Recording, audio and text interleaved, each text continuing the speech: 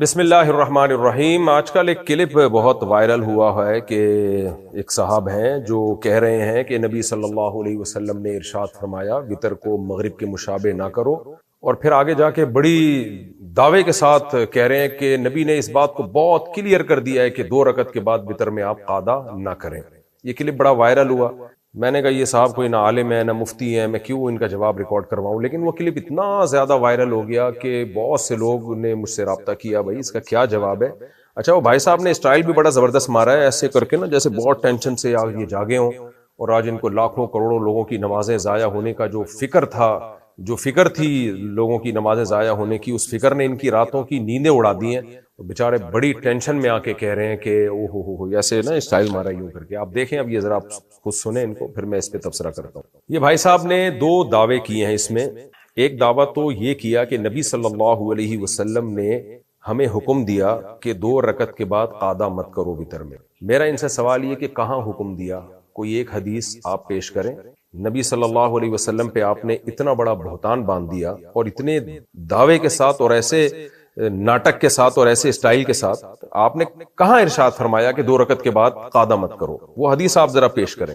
جو آپ نے حدیث پیش کی ہے کہ نبی صلی اللہ علیہ وسلم نے وتر کو مغرب کے مشابہ پڑھنے سے منع کیا، پوری حدیث یہ دارقطنی کی یوں ہے: حدثنا عبد الله بن سليمان بن الاشعث قال حدثنا احمد بن صالح قال حدثنا عبد الله بن وهب قال انبأنا سليمان بن بلال قال وحدثنا ابو بکر النیسابوری قال حدثنا موہب بن یزید بن خالد قال حدثنا عبد الله بن وهب قال حدثني سليمان بن بلال عن صالح بن كيسان عن عبد الله بن الفضل عن ابي سلمة بن عبد الرحمن وعبد الرحمن الاعرج عن ابي هريرة رضي الله عنه عن رسول الله صلى الله عليه وسلم قال لا توتروا بثلاث اوتروا بخمس او بسبع ولا تشبهوا بصلاة المغرب۔ پوری حدیث یوں ہے۔ حضرت ابو ہریرہ رضی اللہ تعالیٰ عنہ فرماتے ہیں رسول اللہ صلی اللہ علیہ وسلم نے ارشاد فرمایا لا توتروا بثلاث، 3 رکعت وتر مت پڑھو، اوتروا بخمس او بسبع، 5 رکعت وتر پڑھو یا 7 رکعت وتر پڑھو، ولا تشبہوا بصلاۃ المغرب، مغرب کی نماز کے مشابہ مت بناؤ اس کو، وتر کو۔ کیا مطلب حدیث کا؟ پہلے تو میں یہ بتا دوں کہ 7 رکعت وتر یا 5 رکعت وتر کا مطلب کیا ہے، یہ بھی میں اپنی طرف سے نہیں بتاتا۔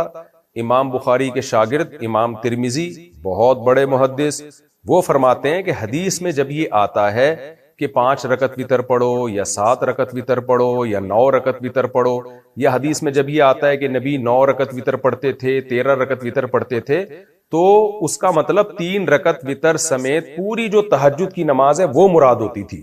وتر اصل میں عربی میں کہتے ہیں آڈ کو، جو 2 پہ ڈیوائیڈ نہ ہو سکے، ایون آڈ، ایون کہتے ہیں جو 2 پہ ڈیوائیڈ ہو، آڈ جو 2 پہ ڈیوائیڈ نہ ہو۔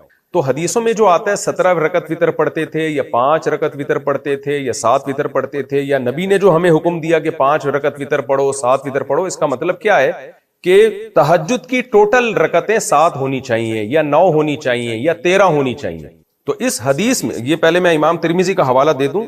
امام ترمذی کی جلد نمبر 2 صفحہ نمبر 320 پہ لکھتے ہیں قال اسحاق بن ابراہیم معنی ما روی ان النبی صلی اللہ علیہ وسلم کان یوتر ب13 قال انما معناه انه کان یصلی من اللیل 13 رکعتا مع الوتر۔ کہتے ہیں جو نبی صلی اللہ علیہ وسلم سے مروی ہے نا کہ آپ صلی اللہ علیہ وسلم 13 رکعت وتر پڑھتے تھے، اس کا مطلب یہ ہوتا ہے کہ وتر سمیت ٹوٹل رکعتیں 13 ہوتی تھیں، یعنی تہجد بھی اس میں ملا کے راوی نے بیان کیا ہے۔ فَنُسِبَتْ صَلَاةُ اللَّيْلِ إِلَى الْوِتْرِ، تو پوری رات کی نماز وتر کی طرف منسوب کر دی گئی ہے۔ اور آگے پھر اسی کے آگے انہوں نے دلیل دی ہے کہ حدیث میں آتا ہے اوتروا یا اہل القرآن، اہل قرآن وتر پڑھو، تو یہاں صرف وتر مراد نہیں، یہ پوری تہجد وتر سمیت مراد ہے۔ یہ امام ترمذی کی آپ عبارت دیکھ سکتے ہیں جو اسحاق ابن ابراہیم کے حوالے سے انہوں نے ذکر کی ہے۔ تو اب حدیث کا مطلب اب سمجھیں، میں دوبارہ اب حدیث کا ترجمہ کرتا ہوں۔ نبی نے فرمایا لا توتروا بثلاث، دارقطنی کی حدیث جو بھائی صاحب نے پیش کی، 3 رکعت وتر مت پڑھو، اوتروا بخمس او بسبع، 5 پڑھو یا 7 پڑھو۔ اچھا، اس میں تو 5 اور 7 ہے، دارقطنی ہی میں حضرت ابو ہریرہ سے آگے بھی ہے، وہ بھی میں پڑھ دیتا ہوں۔ حضرت ابو ہریرہ رضی اللہ تعالیٰ عنہ فرماتے ہیں، یہ دارقطنی شرح معانی الآثار میں حدیث نمبر 1739 اس میں ہے، حضرت ابو ہریرہ رضی اللہ تعالیٰ عنہ فرماتے ہیں لا توتروا بثلاث، 3 رکعت وتر مت پڑھو، تشبہو بالمغرب، اس سے تم مغرب کے مشابہ بنا دو گے اس کو، بلکہ کیا کرو، ولیکن بلکہ، لیکن، اوتروا بخمس، 5 رکعت وتر پڑھو، او بسبع، 7 پڑھو، او بتسع یا 9 پڑھو، او ب11 یا 11 پڑھو۔ صاف پتہ چل گیا بھائی، اس کا مطلب ہے کہ صرف 3 نہیں پڑھو۔ ہوتا یہ ہے کہ مغرب کی نماز سے پہلے عام طور پر نوافل نہیں پڑھے جاتے، اگرچہ جائز ہیں، حدیث سے ثابت بھی ہیں، لیکن اس کی کوئی زیادہ ترغیب نہیں ہے اور معمول بھی عام طور پہ لوگوں کا نہیں ہوتا۔ تو نبی صلی اللہ علیہ وسلم فرما رہے ہیں کہ وتر بھی مغرب کی طرح مت پڑھو کہ صرف 3 رکعتیں، بلکہ وتر سے پہلے 2 رکعتیں یا 4 رکعتیں یا 6 رکعتیں یا 8 رکعتیں پڑھو، تاکہ پوری صلاۃ اللیل تمہاری کم سے کم 5 رکعتوں پر مشتمل ہو، یا 7 رکعتوں پر مشتمل ہو، یا 9 رکعتوں پر مشتمل ہو، یا 11 رکعتوں پر مشتمل ہو۔ یعنی تہجد کا اہتمام کیا کرو، خالی وتر نہیں پڑھ لیا کرو رات کو اٹھ کے، اس سے پہلے نوافل بھی پڑھا کرو۔ تو یہ استحبابی حکم ہے، وجوبی حکم نہیں ہے، کیونکہ تہجد پڑھنا واجب نہیں ہے۔ تو یہ ترغیب دی جا رہی ہے کہ وتر سے پہلے بھی نماز ہونی چاہیے۔ اب دوبارہ حدیث کا میں ترجمہ کر دیتا ہوں آپ سے پوچھتا ہوں کہ اس کے علاوہ کچھ اور مطلب بنتا ہے تو آپ بتائیں۔ دیکھو حدیث کے الفاظ، حضرت ابو ہریرہ فرماتے ہیں، لا توتروا بثلاث، 3 رکعت وتر مت پڑھو، اوتروا بخمس او بسبع، 7 پڑھو یا 5 پڑھو یا 7 پڑھو، ولا تشبہوا بصلاۃ المغرب، سے مغرب کے مشابہ مت کرو۔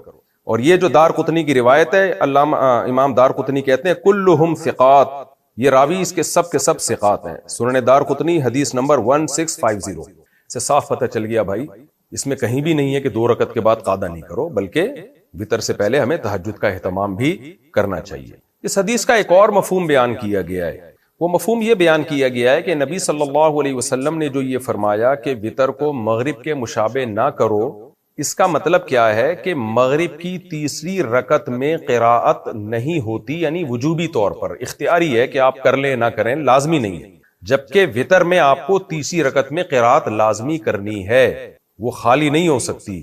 اور یہ بھی مفہوم حدیث سے ثابت ہے، یعنی موقوف حدیث سے، صحابہ کے اقوال سے ثابت ہے۔ میں آپ کے سامنے یہ حدیث پیش کرتا ہوں۔ علامہ بدر الدین عینی رحمہ اللہ تعالی نخب الافکار فی تنقیح مبانی الاخبار فی شرح معانی الاثار، جلد نمبر 5 صفحہ نمبر 106 پر سند کے ساتھ یہ حدیث پیش کرتے ہیں۔ حدثنا ابو بکر قال حدثنا ابو داود قال حدثنا ابو خلدہ قال سألت ابا العالیة عن الوتر فقال علمنا اصحاب محمد صلی اللہ علیہ وسلم او قال علمونا ان الوتر مثل صلاة المغرب غیر انک تقرأ فی الثالثة هذا وتر اللیل وهذا وتر النہار۔ ابو العالیہ جو تابعی ہیں، یہ ابو العالیہ کون ہے تھوڑا سا انٹروڈکشن میں کرا دوں آپ کو۔ اور یہ ابو العالیہ جو تھے زمانے جاہلیت میں پیدا ہوئے، نبی صلی اللہ علیہ وسلم کے زمانے میں آپ نے اسلام قبول نہیں کیا، آپ صلی اللہ علیہ وسلم کی وفات کے 2 سال کے بعد آپ نے اسلام قبول کیا، اور پھر حضرت ابو بکر کی صحبت نصیب ہوئی، حضرت عمر کے پیچھے آپ نے نمازیں پڑھی، اور بہت سارے اصحاب نے آپ سے، بہت سارے حدیث کے جو راوی ہیں انہوں نے آپ سے حدیثیں لی، اتنے بڑے تابعی ہیں۔ یہ کہتے ہیں کہ ہمیں نبی صلی اللہ علیہ وسلم کے صحابہ نے یہ بات سکھائی، علمنا اصحاب محمد، محمد صلی اللہ علیہ وسلم کے ساتھیوں نے، صحابہ نے ہمیں یہ بات بتائی، ان الوتر مثل صلاۃ المغرب، کہ وتر بالکل مغرب کی نماز جیسی ہے، کوئی فرق نہیں ہے، غیر انک تقرأ فی الثالثہ، صرف ایک فرق ہے کہ وتر میں آپ کو تیسری رکعت میں قرات کرنی ہے، ھذا وتر اللیل وھذا وتر النہار، وہ دن کے وتر ہیں اور یہ جو ہم رات کو پڑھتے ہیں یہ رات کے وتر ہیں، سیم ہے۔ فرق کیا آ رہا ہے کہ تیسری میں قرات کرنی ہے وتر میں، مغرب میں تیسری میں قرات نہیں ہوتی۔ تو یہ مطلب ہے حدیث کا۔ اگر دوسرا مطلب ہم لیتے ہیں، اس کی بھی تائید صحابہ کے آثار سے ہوتی ہے کہ نبی صلی اللہ علیہ وسلم نے یہ جو فرمایا کہ وتر کو مغرب کے مشابہ نہ کرو، تو اس کا مطلب کیا ہے کہ بالکل 100% مغرب کے جیسا نہیں بنانا آپ نے، تھوڑا سا فرق رکھنا ہے۔ وہ تھوڑا سا فرق کیا ہے کہ یا تو یہ فرق ہے کہ اس سے پہلے آپ نے نوافل بھی پڑھنے تہجد کے، یا یہ مطلب ہے کہ وتر کی تیسری رکعت میں آپ نے قراءت کرنی ہے، جبکہ مغرب میں عام طور پہ لوگ قراءت نہیں کرتے۔ اور سرسری غور سے ایک اور مطلب بھی سمجھ میں آتا ہے کہ مغرب کی نماز میں دعائے قنوت نہیں ہوتی، جبکہ وتر میں دعائے قنوت ہوتی ہے۔ وتر میں دعائے قنوت حدیث سے ثابت ہے۔ تو اتنے سارے مطلب نکل سکتے ہیں، اور حدیث سے وہ مطلب ثابت ہیں، وہ ڈیفرنس، یعنی مغرب اور وتر میں اتنے سارے ڈیفرنس حدیث سے ثابت ہیں، تو آپ ایک ہی ڈیفرنس کو کیوں فوکس کر رہے ہو کہ جی قعدہ نہیں کرنا آپ نے؟ یہ آپ کی اپنی تفسیر ہے۔ یہ تو بھائی صاحب نے جو دلائل دی ہیں یہ میں نے آپ کے سامنے پیش کر دی ہے، جس پہ انہوں نے کتنی زبردست ایکٹنگ کی ہے کہ جیسے برے صغیر میں اب تک ہم گھاس کھاتے رہے ہیں۔ بھائی اگر کوئی مسئلہ اختلافی ہو تو آپ ایک تو عامی آدمی اس کو بیان ہی نہ کرے، عالم بیان کرے اور اعتدال سے بیان کر دے کہ ہمارے سامنے یہ دلیل ہے جس کی بیس پہ ہم یہ کہتے ہیں، اور دیگر فقہا کے سامنے وہ دلیل ہے جس کی بیس پہ یہ لوگ وہ رائے رکھتے ہیں۔ تو اب میں چلتا ہوں اسماعیل بھائی کی طرف، ہمارے دوست ہیں۔ اچھا، ان صاحب نے جو ہے نا قنوت کا مسئلہ بھی اٹھایا کہ ہم جو قنوت پڑھتے ہیں اللہم انا نستعینک کا، یہ قنوت بھی غلط پڑھتے رہے ہیں۔ قنوت تو اللہم اہدنا فیمن ہدیت ہے، اس پر میں آخر میں آتا ہوں۔ پہلے میں چلتا ہوں مسقط، ہمارے دوست ہیں اسماعیل بھائی، انہوں نے مجھے حدیث بھیجی۔ انہوں نے کہا مفتی صاحب میں تو حنفی تھا، ہمارے باپ دادا سب حنفی تھے، ہم 2 رکعت کے بعد تشہد پڑھ کے سلام پھیرے بغیر کھڑے ہو جایا کرتے تھے۔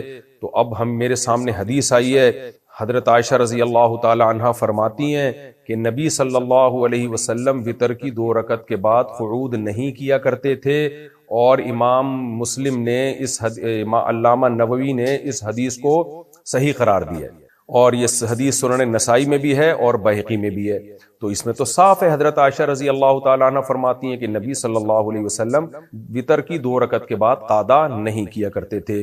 تو میں اس وقت اسماعیل بھائی سے مخاطب ہوں، اور ان کے توسط سے اور بھی بہت ساری دنیا کے مسلمانوں سے میں مخاطب ہوں کہ جو وتر کے بعد 2 رکعت کے بعد قعدے کو ناجائز سمجھتے ہیں، اور سمجھتے ہیں کہ اگر کسی نے 3 رکعت وتر پڑھنے ہیں تو 2 رکعت کے بعد وہ سیدھا کھڑا ہو جائے، بیٹھے نہیں وہ، تو ان سے میں اب مخاطب ہوں۔ دیکھیں، پہلی بات تو یہ ہے کہ میں ابھی جو دلائل دے رہا ہوں وہ اس بات کے دلائل نہیں کہ 1 رکعت الگ سے پڑھنے جائز ہیں یا نہیں، وتر کے 2 رکعتوں کے بعد قعدہ کر کے سلام پھیرنا جائز ہے یا نہیں، یہ ایک الگ ٹاپک ہے، اس پر میں الگ سے کلپ ریکارڈ کرواؤں گا انشاءاللہ۔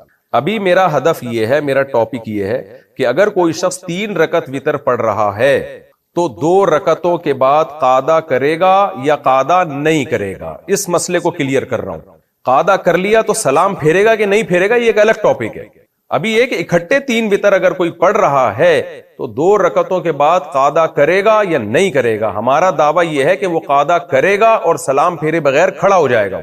تو اب اسماعیل بھائی آپ سے میں مخاطب ہوں، آپ میرے مخاطب ہیں کہ یہ جو آپ نے حدیث پیش کی ہے، یہ آپ دیکھ سکتے ہیں اسکرین پہ، حضرت عائشہ رضی اللہ تعالی عنہا سے روایت ہے کہ سعد ابن ہشام کو حضرت عائشہ کہہ رہی ہیں آپ صلی اللہ علیہ وسلم وتر کی 2 رکعتوں کے بعد بیٹھتے نہیں تھے۔ اسماعیل بھائی، اس حدیث کی جو سند ہے نا، وہ ہے عن قتادہ عن زرارہ ابن اوفا عن سعد ابن ہشام عن عائشہ۔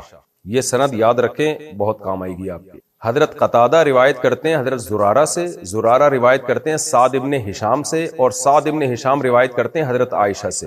یہ ہے حدیث کی سند۔ یہ سند اٹھائیں اور آپ صحیح مسلم میں سرچ کریں، پھر دیکھیں پوری حدیث کیا ہے۔ تو میں اب آپ کو اسی سند کے ساتھ یہی حدیث میں لے جاتا ہوں صحیح مسلم میں، اور دیکھتے ہیں امام مسلم نے اس کو کن الفاظ میں نقل کیا ہے، پوری حدیث کیا ہے۔ اب میں آپ کے سامنے صحیح مسلم کی پوری حدیث پڑھ کے سناتا ہوں۔ صحیح مسلم کی حدیث نمبر 746، اس میں حضرت قتادہ حضرت زرارہ سے اور وہ سعد ابن ہشام سے روایت کرتے ہیں حضرت عائشہ سے۔ لمبی حدیث ہے، آگے چلتے ہیں ہم۔ حدیث کے الفاظ ہیں وَيُصَلِّي 9 رَكْعَاتٍ۔ اچھا، اس میں پہلے الفاظ یہ ہیں کہ حضرت سعد ابن ہشام سیدہ عائشہ سے پوچھتے ہیں انبئینی عن وتر رسول اللہ صلی اللہ علیہ وسلم، اے ام المومنین آپ مجھے نبی کے وتر کے بارے میں بتائیں۔ یہ اسپیسیفک سوال ہی وتر کے بارے میں ہو رہا ہے۔ سیدہ عائشہ نے فرمایا نبی صلی اللہ علیہ وسلم یصلی 9 رکعات، آپ 9 رکعتیں پڑھتے تھے، لا یجلس فیہا الا فی الثامنہ، آپ اس میں نہیں بیٹھتے مگر 8ویں رکعت میں، فیذکر اللہ ویحمدہ ویدعوہ ثم ینہض ولا یسلم، آپ اس میں پھر اللہ کی حمد و ثنا کرتے یعنی اتحیات پڑھتے، جیسے کہ دوسری حدیث میں پتہ چلتا ہے۔ اس کے بعد ینہضو، آپ کھڑے ہو جاتے، سلام نہیں پھیرتے تھے۔ ثم یقومو، کھڑے ہوتے، فیصلی التاسعۃ، 9ویں رکعت پڑھتے۔ ثم یقعدو، پھر قعدہ کرتے، اللہ کی حمد و ثنا کرتے۔ ثم یسلمو تسلیما یسمعنا، پھر اتنی زور سے سلام کرتے کہ ہمیں آواز آتی، یعنی سلام پھیرتے کہ ہمیں آواز آتی اس سلام کی۔ اس میں کیا ہے کہ نبی صلی اللہ علیہ وسلم 9 رکعتیں پڑھتے اور ان 9 میں 8ویں رکعت کے بعد بیٹھتے۔ یہ 8ویں رکعت حقیقت میں وتر کی دوسری رکعت تھی، اس میں بیٹھتے اور پھر تیسری رکعت کے لیے کھڑے ہوتے، پھر سلام پھیرتے۔ اس سے صاف پتہ چل رہا ہے کہ سیدہ عائشہ حضرت سعد ابن ہشام کو جو نبی کا وتر بتا رہی ہیں، نبی صلی اللہ علیہ وسلم کا، اس میں بتا رہی ہیں کہ آپ 8ویں رکعت کے بعد بیٹھتے، سلام پھیرے بغیر کھڑے ہو جاتے، اور تیسری رکعت کے بعد آپ سلام پھیرتے۔ پھر آگے حدیث کے الفاظ کیا ہیں کہ ثم يصلي ركعتين بعد ما يسلم وهو قاعد، پھر آپ 2 رکعتیں پڑھتے بیٹھ کے. فَتِلْكَ 11 رَكْعَةً يَا بُنَيَّ، اس طرح یہ ٹوٹل 11 رکعتیں ہو جاتی تھی اے میرے بچے. حضرت سعد بن ہشام کو محبت سے کہہ رہی ہیں اے میرے بچے، تو فرمایا کہ اے میرے بچے یہ ٹوٹل 11 رکعتیں ہوتی تھی، یعنی 3 رکعت وتر کے بعد 2 رکعت بیٹھ کے پڑھتے، اور اس سے پہلے آپ صلی اللہ علیہ وسلم 6 رکعتیں پڑھتے. تو 6 اور 3 9، اور اس کے بعد 2 رکعت، یہ ٹوٹل 11 رکعتیں ہو گئی. تو اس سے صاف پتہ چلتا ہے وتر کی 2 رکعتوں کے بعد بیٹھتے. ہاں یہاں ایک سوال پیدا ہوتا ہے، اس حدیث میں تو الفاظ ہی لا یجلس فیہا الا فی الثامنہ، کہ نبی صلی اللہ علیہ وسلم 8ویں رکعت کے بعد ہی بیٹھتے. اس سے ایک اشکال ہوتا ہے کہ اس سے پتہ چلتا ہے کہ پھر وہ 8 رکعتیں کنٹینیو پڑھتے، آپ بیچ میں جلسہ ہی نہیں ہوتا تھا، 2 رکعت کے بعد بیٹھتے ہی نہیں تھے. تو ایسا نہیں ہے، دوسری حدیثوں میں وضاحت ہے. صحیح اب وہ کون سی حدیثیں ہیں وہ میں آپ کے سامنے پڑھ کے سنا دیتا ہوں، جس سے صاف پتہ چلتا ہے کہ نبی صلی اللہ علیہ وسلم ہر 2 رکعت کے بعد بیٹھا کرتے تھے. وہ حدیثیں میں بعد میں بتاؤں گا، وہ تو بہت مشہور ہیں. تو یہاں حضرت عائشہ کا مقصد یہ نہیں ہے کہ کسی 2 رکعتوں کے بعد آپ بیٹھتے ہی نہیں تھے، بلکہ مطلب یہ وہ والا بیٹھنا جو سلام کے لیے بیٹھنا ہوتا ہے. دیکھیں قعدے کی 2 قسمیں ہوتی ہیں، نماز میں جو جلوس ہوتا ہے اس کی 2 قسمیں ہوتی ہیں. ایک جلوس وہ ہوتا ہے جو نماز کے خاتمے کے لیے ضروری ہے، 2 رکعتوں کے بعد آپ کو سلام اگر پھیرنا ہے تو بیٹھنا پڑے گا. اور ایک قعدہ وہ ہوتا ہے جو سلام پھیرنے کے لیے نہیں ہے، بلکہ 4 رکعت اور 3 رکعت والی نمازوں میں 2 رکعت کے بعد والی جو رکعتیں ان میں فاصلے کے لیے ہوتا ہے. تو سیدہ عائشہ کا مطلب یہ نہیں ہے کہ 2 رکعتوں کے بعد آپ کبھی بیٹھتے ہی نہیں تھے، بلکہ مطلب یہ ہے کہ وہ والا بیٹھنا جو دوسری رکعت اور تیسری رکعت میں فصل کے لیے ہوتا ہے، وہ والا بیٹھنا نہیں تھا. وہ والا بیٹھنا صرف وتر کی دوسری رکعت کے بعد ہوتا تھا. اس سے پہلے جو بیٹھنا تھا وہ یہ والا بیٹھنا نہیں تھا. اس کی نفی ہے، مطلق بیٹھنے کی نفی نہیں ہے کہ بیٹھتے ہی نہیں تھے، کنٹینیو آپ 8 رکعتیں پڑھتے تھے. اس کی نفی نہیں ہے، کیونکہ حضرت عائشہ دوسری حدیثوں میں اس کو کلیئر کر چکی ہیں. وہ حدیثیں بھی میں آپ کے سامنے پڑھ کے سنا دیتا ہوں. یہ صحیح ہے بخاری، صحیح مسلم کی متفق علیہ صحیح حدیث ہے. حضرت عائشہ رضی اللہ تعالیٰ عنہ فرماتی ہیں کہ ما کان یزید فی رمضان ولا فی غیری علی 11 رکعۃ یصلی 4 رکعات فلا تسأل عن حسنہن وطولہن ثم یصلی 4.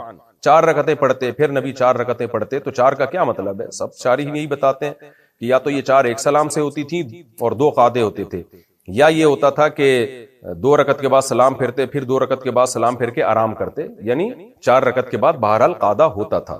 دوسری حدیث صحیح ہے بخاری کی، حدیث نمبر 946، جس میں عبداللہ بن عمر فرماتے ہیں کہ نبی صلی اللہ علیہ وسلم سے پوچھا کہ رات کی نماز کے بارے میں، فقال رسول اللہ صلی اللہ علیہ وسلم صلاۃ اللیل مثنا مثنا، رات کی نمازیں 2 رکعتیں کر کے ہیں. اس سے صاف پتہ چلتا ہے کہ ہر 2 رکعت کے بعد قعدہ ہوتا تھا.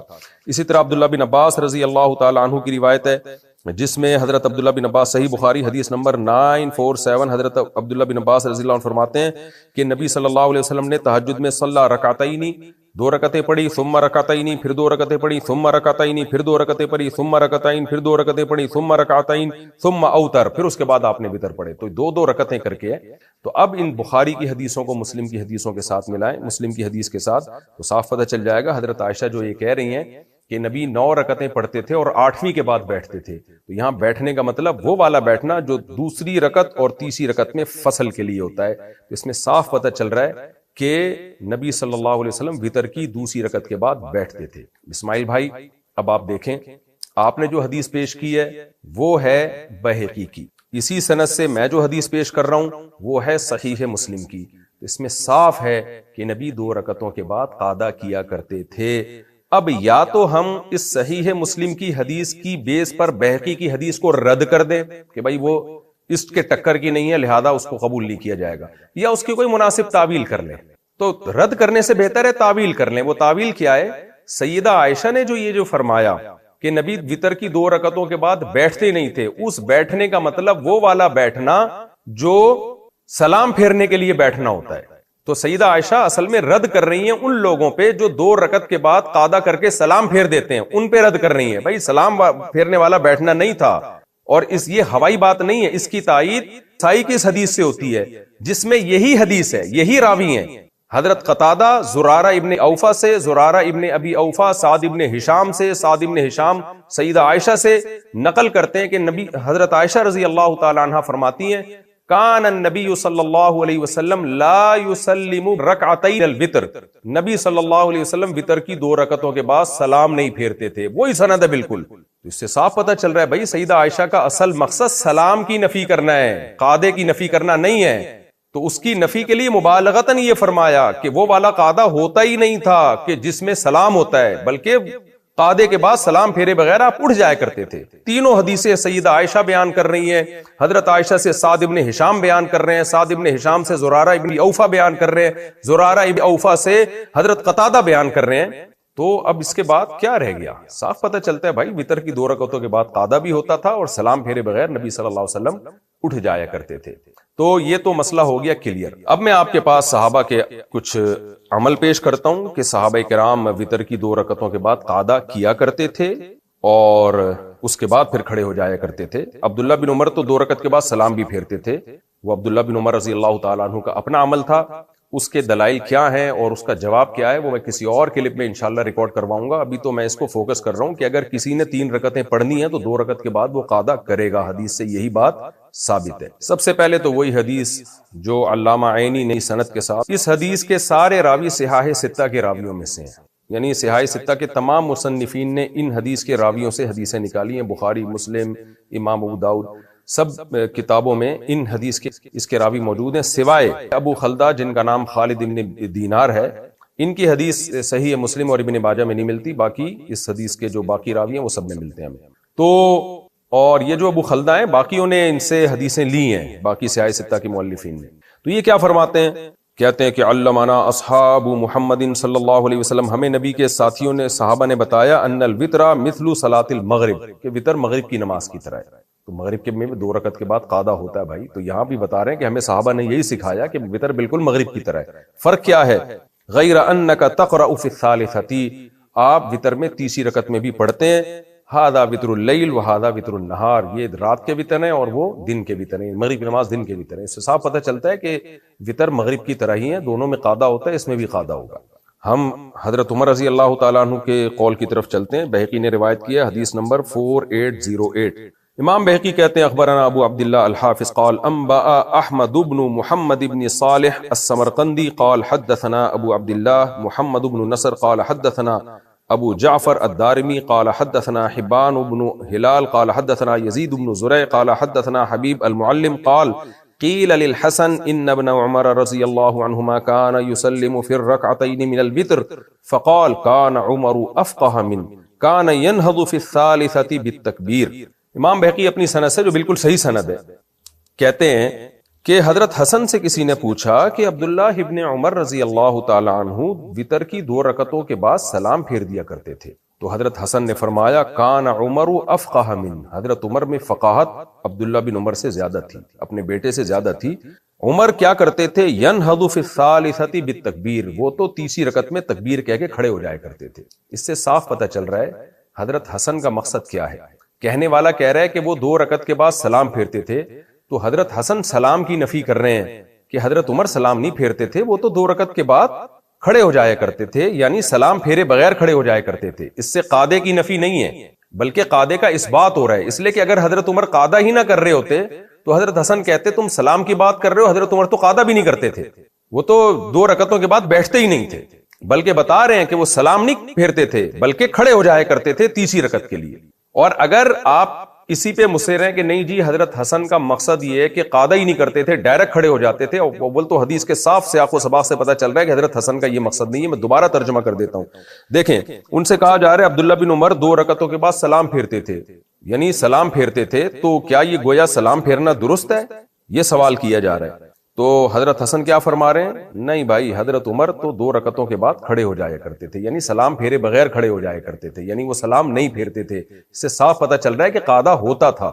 اور پھر بھی اگر آپ کہتے ہیں کہ نہیں جی یہ جو ینہضو کا لفظ ہے اس کا مطلب یہی ہے کہ ڈائریکٹ کھڑے ہو جایا کرتے تھے، تو اس کے جواب میں صحیح مسلم کی وہی حدیث آپ کی خدمت میں دوبارہ پیش کروں گا جو ابھی میں نے حضرت عائشہ کی پیش کی ہے۔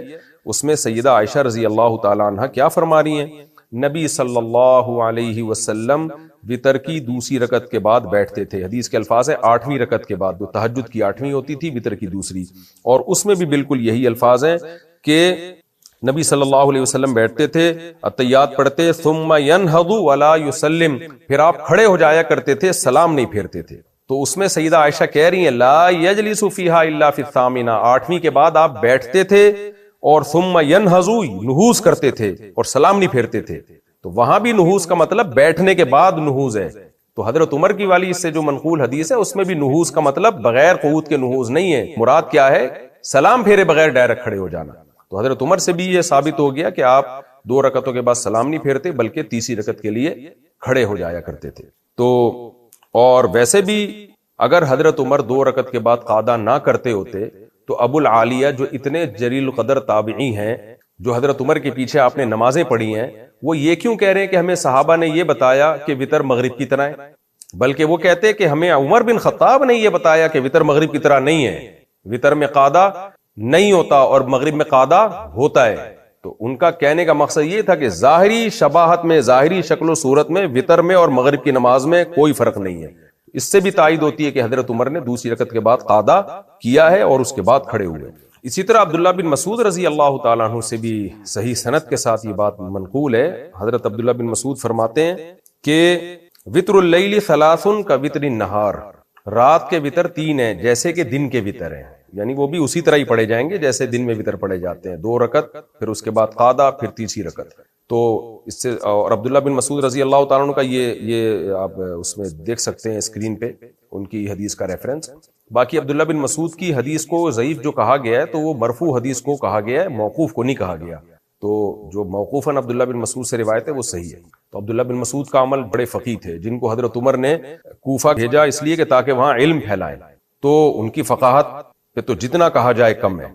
حضرت عمر رضی اللہ تعالیٰ عنہ کے پاس جب حضرت عبداللہ بن مسعود آیا کرتے تھے تو حضرت عمر فرماتے تھے کنیف ملئ علما، یہ چھوٹے سے قد کا آدمی لیکن علم سے بھرا ہوا ہے. اتنے بڑے فقیہ صحابی اور حضرت عمر اور پھر ابو العالیہ کا بیان کہ صحابہ کرام نے ہمیں اس طرح سے وتر سکھائے ہیں. ان سب کی نمازوں کو یہ بھائی صاحب نے کیا کہہ دیا؟ غلط پڑھتے آئے تھے. ساری زندگی وتر کی نماز غلط ادا کرتے آ رہے تھے ہم. Imagine that. تو اس لیے لوگ کنفیوز نہ ہو، وتر کا طریقہ یہی راجح ہے. 2 رکعت کے بعد آپ نے قعدہ کرنا ہے، تیسری رکعت کے لیے آپ نے پھر کھڑے ہونا ہے. باقی اگر اس میں مجتہدین کا کچھ اختلاف ہے یا تابعین میں سے کسی نے کوئی اختلاف کیا ہے تو وہ سب ہمارے لیے قابل احترام ہے. اجتہادی مسائل میں اختلاف رحمت ہے، زحمت نہیں ہے، اور اس رحمت کے فائدے ہوتے ہیں. لیکن دلیل کی دنیا میں جو راجح بات ہے وہ یہی راجح بات ہے جو میں نے آپ کے سامنے پیش کی احادیث کی روشنی میں. حضرت عمر کا قول، صحابہ کا عمل، اور اس کے بارے میں حضرت عبداللہ بن مسعود جیسے صحابی کا عمل اور خود نبی کا اپنا عمل صحیح مسلم کی حدیث میں. تو اس سے یہ بات میرا خیال ہے 2 اور 2 4 کی طرح ثابت ہو گئی کہ وتر 3 رکعت میں 2 رکعت کے بعد قعدہ ہوگا، سلام پھیرے بغیر آپ کھڑے ہو جائیں گے. اب ہم اگلے مسئلے کی طرف چلتے ہیں جو انہوں نے قنوت کا مسئلہ چھیڑا ہے کہ دعائے قنوت یہ والی نہیں، وہ والی نہیں، یہ والی. 3rd رکعت میں ایک اور ایڈیشن یہ بھی ہوتا ہے کہ قنوت نازلہ پڑھنی ہوتی ہے. ناؤ سب کانٹیننٹ میں یہ کلچر ہے کہ قنوت نازلہ کی جگہ دعائے قنوت پڑھی جاتی ہے. پہلی بات تو میں آپ کو یہ عرض کروں کہ اس بارے میں بر صغیر کے علماء کا موقف جن پر یہ رد کرنا چاہ رہے ہیں، یا فقہ حنفی جن کو یہ اصل میں نام لیے بغیر ہدف بنانا چاہ رہے ہیں، فقہ حنفی کا موقف یہ نہیں ہے کہ اللہم اہدنا فیمن ہدیت یہ والی دعائے قنوت نہیں پڑھنی چاہیے، اللہم انا نستعینک کا ہی پڑھنی چاہیے. فقہ حنفی کا جو اصل موقف ہے وہ وہی ہے جو قرآن و سنت سے اور حدیث اور صحابہ سے ثابت ہے. وہ کیا ہے کہ بہتر ہے کہ آپ دونوں دعائیں پڑھیں، اللہم انا نستعینک والی بھی پڑھیں، اللہم اہدنا فیمن ہدیت والی بھی پڑھیں. اور فقہ حنفی کی جتنی بھی فتوے کی کتابیں ان میں یہی لکھا ہوا ہے. عوام کی سہولت کے لیے علماء ایک دعا سکھا دیتے ہیں تو اس لیے عوام میں ایک دعا رائج ہو گئی. اس میں کوئی فرق نہیں ہے، اس سے کوئی فرق نہیں پڑتا، یہ کوئی حدیث کی مخالفت نہیں ہے. بلکہ حناف کا تو اس میں اصل موقف یہ ہے جو سعودیہ کے علماء کا موقف ہے، جو امام احمد بن حنبل کا موقف ہے کہ کوئی بھی دعا پڑھ سکتے ہیں آپ. تو دعا کا موقع تو کوئی اسپیسیفک کوئی مخصوص الفاظ ضروری نہیں ہے. تو میں پہلے سعودی عرب کے مشہور عالم کا موقف آپ کے سامنے پیش کر دیتا ہوں. سعودی عرب کے ماضی قریب میں گزرے ہوئے ایک بہت بڑے مفتی شیخ صالح العثیمین رحمہ اللہ تعالی فرماتے ہیں فلا باس ان يزيد الانسان على هذا الدعاء في قنوت الوتر وان كان وحده فليدعو بما شاء ولكن الافضل ان يختار الانسان جوامع الدعاء. ریفرنس آپ کے سامنے اسکرین پہ. کہتے ہیں کہ بھئی کوئی حرج نہیں ہے اس میں کہ انسان اس دعا پہ کچھ اضافہ بھی کر لے، اور اگر اکیلا ہو تو جو چاہے دعا مانگ لے، لیکن افضل یہ ہے کہ جامع دعا مانگے. یعنی ایسی حدیث سے کوئی ایسی دعا سلیکٹ کرے جو بڑی جامع دعا ہو، یعنی کوئی مخصوص دعا اس میں ضروری نہیں ہے. بھائی صاحب کیا کہہ رہے ہیں؟ ہم دعائے قنوتی غلط پڑھتے آ رہے ہیں. اب فقہ حنفی کا کیا موقف ہے اس بارے میں وہ بھی میں آپ کے سامنے پیش کر دیتا ہوں. طرح بدائع الصنائع میں علامہ کاسانی رحمہ اللہ تعالی فرماتے ہیں کہ اگر کوئی قنوت میں وَلَوْ قَرَأَ مَعَهُ غَيْرَهُ كَانَ حَسَنًا، اگر کوئی اللہم انا نستعین کے ساتھ دوسری دعا بھی پڑھتا ہے تو بھی بہتر ہے. اور بہتر یہ ہے کہ وہ دعا پڑھ لے، یعنی اللہم انا نستعینک کے بعد وہ دعا پڑھ لے جو نبی صلی اللہ علیہ وسلم نے حسن ابن علی رضی اللہ عنہ کو سکھائی تھی، اللہم اہدنا فیمن ہدیت. اور اسی طرح آگے جا کے یہ بھی لکھتے ہیں کہ کوئی بھی دعا پڑھ سکتا ہے. تو خلاصہ یہ نکلا کہ یہ کوئی اتنا بڑا مسئلہ نہیں ہے جس میں انہوں نے لوگوں کو کنفیوژن میں ڈال دیا کہ یہ والی قنوت ہے وہ والی نہیں ہے. دونوں قنوت حدیث سے ثابت ہیں. ہمارے نزدیک بہتر یہ ہے کہ پہلے اللہم انا نستعینک والی دعا پڑھ لے، اس کے بعد اللہم اہدنا فیمن ہدیت پڑھ لے، اور اس بارے میں علماء کے فتاوی موجود ہیں، سب کچھ حدیث سے ثابت ہے.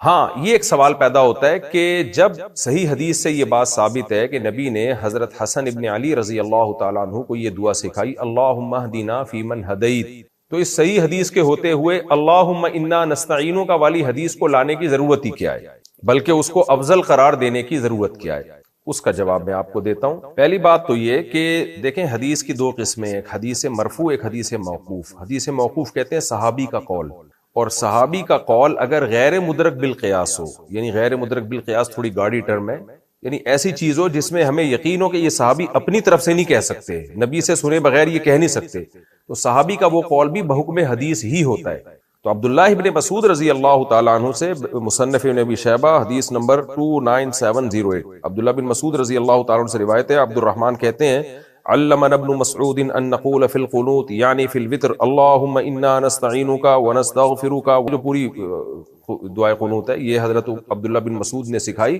اپنے شاگردوں کو. عبداللہ بن مسعود یہ نبی سے سنے بغیر سکھا نہیں سکتے، بلکہ عبداللہ بن مسعود چونکہ فقیہ ہیں تو احناف کا ایک اصول ہے کہ جب ایک روایت کوئی فقیہ صحابی بیان کریں اور ایک روایت غیر فقیہ بیان کریں تو فقیہ کی روایت کو ترجیح ہوتی ہے، اس لیے کہ جو غیر فقیہ ہیں وہ تو نبی کا قول سنا آگے بیان کر دیا، فقیہ وہ بات بیان کریں گے جو ان کی نظر میں راجح ہوگی.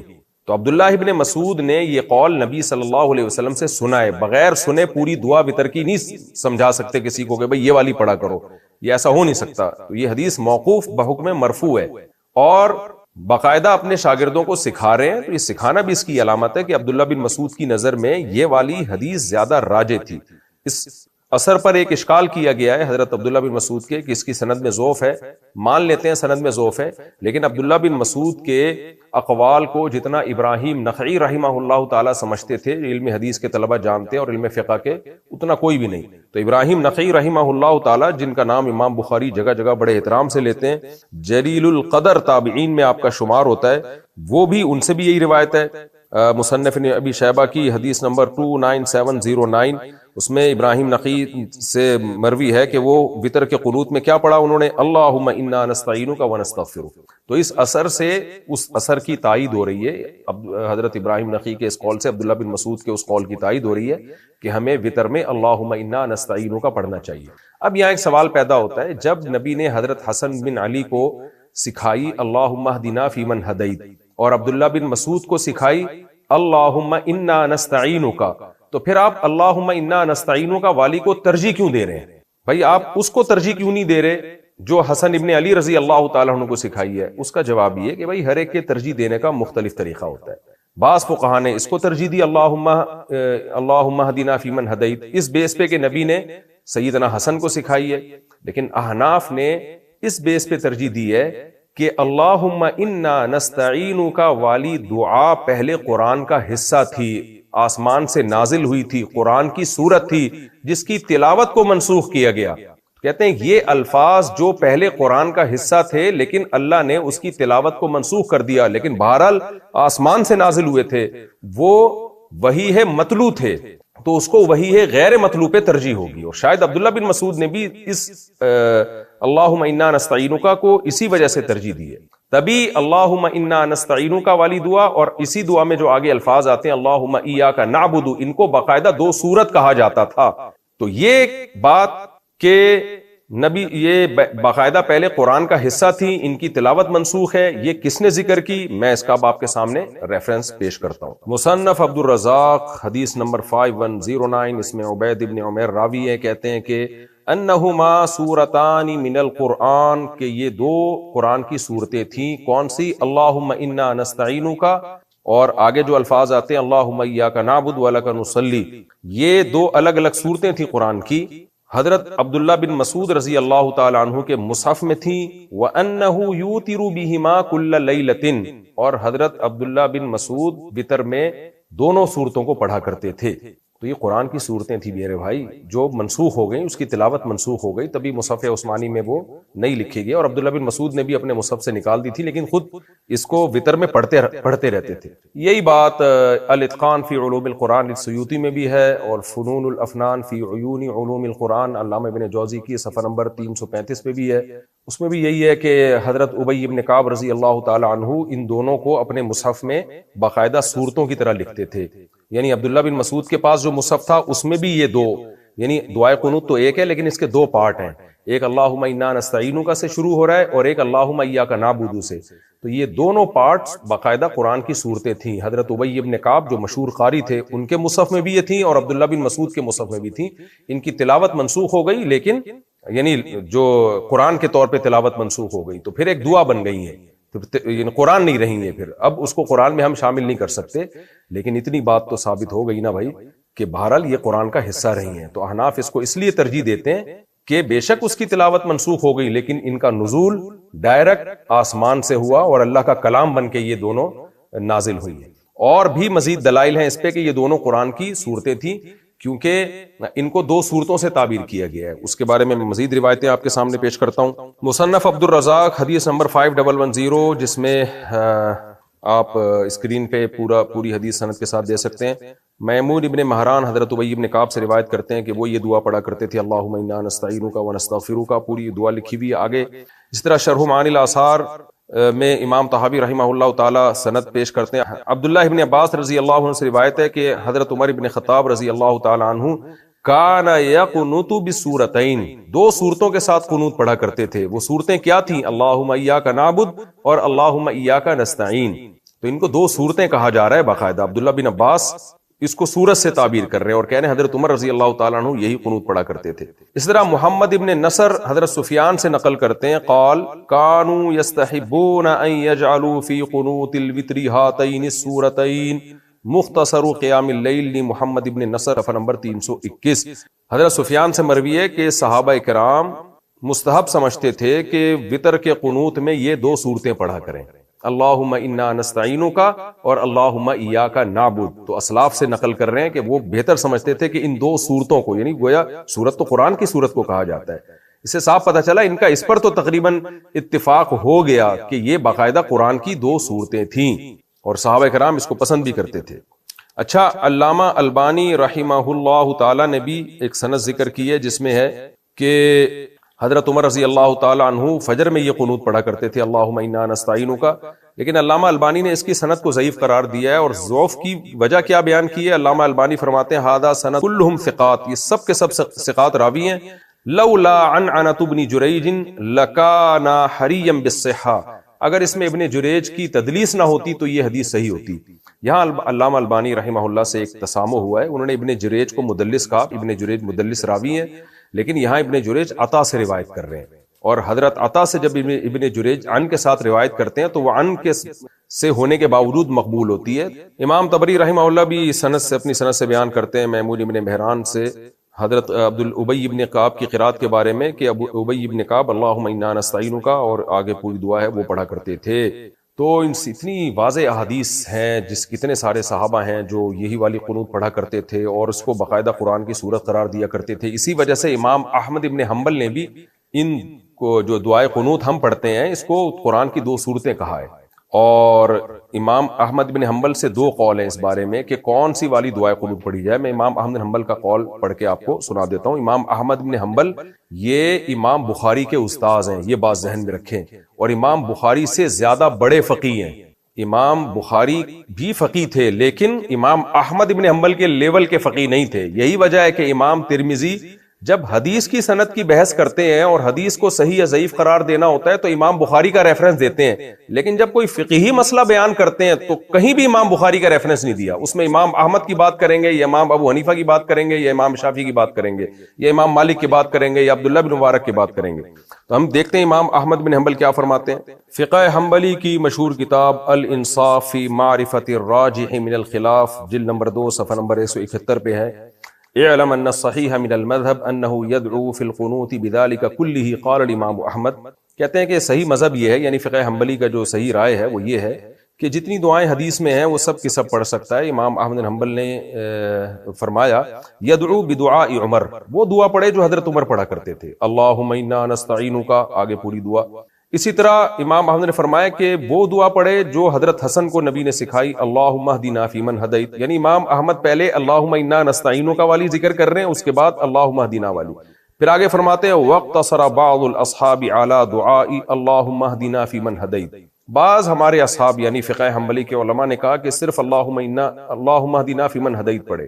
اور پھر آگے خود الانصاف کے مؤلف کہتے ہیں کہ امام احمد ایک روایت میں کہتے ہیں کہ بہتر یہی ہے کہ صرف اللہم اہدنا پڑھ لے، یہ بھی ٹھیک ہے. دوسری روایت میں کہتے ہیں کہ یستحب بالسورتین، بہتر یہ کہ اللہم انا نستعینک کا پڑھے اور اللہم ایاک نعبد والی جو ہم پڑھتے ہیں. یعنی امام احمد سے بھی اس بارے میں دو روایتیں، ایک روایت یہ کہ اللہم اہدنا پڑھے، دوسری روایت یہ کہ اللہم انا نستعینک کا پڑھے. لیکن اس میں اہم بات یہ ہے کہ امام احمد نے بھی اس کو دو صورتیں قرار دیا، یعنی وہ کہہ رہے ہیں بہتر ہے وہ دو صورتیں پڑھ لیں. تو اس سے خلاصہ کیا نکلا بھائی، دونوں دعائیں حدیث سے ثابت ہیں، بہتر ہے دونوں دعائیں پڑھے. دونوں نہیں پڑھ سکتا تو ہماری رائے میں اللہم انا نستعینک والی پڑھ لے، کیونکہ وہ قرآن کا حصہ تھی، وہ عبداللہ بن مسعود نے سکھائی، ابی بن کعب نے سکھائی، حضرت عمر وہ پڑھا کرتے تھے. اور اگر کسی کی رائے یہ کہ اللہم اہدنا پڑھ لے تو بھی ٹھیک ہے. میرا مقصد تو صرف یہ بتانا ہے کہ یہ بھائی صاحب ٹھیک نہیں ہے جو لوگوں میں بلا وجہ کی کنفیوژن پیدا کر رہے ہیں.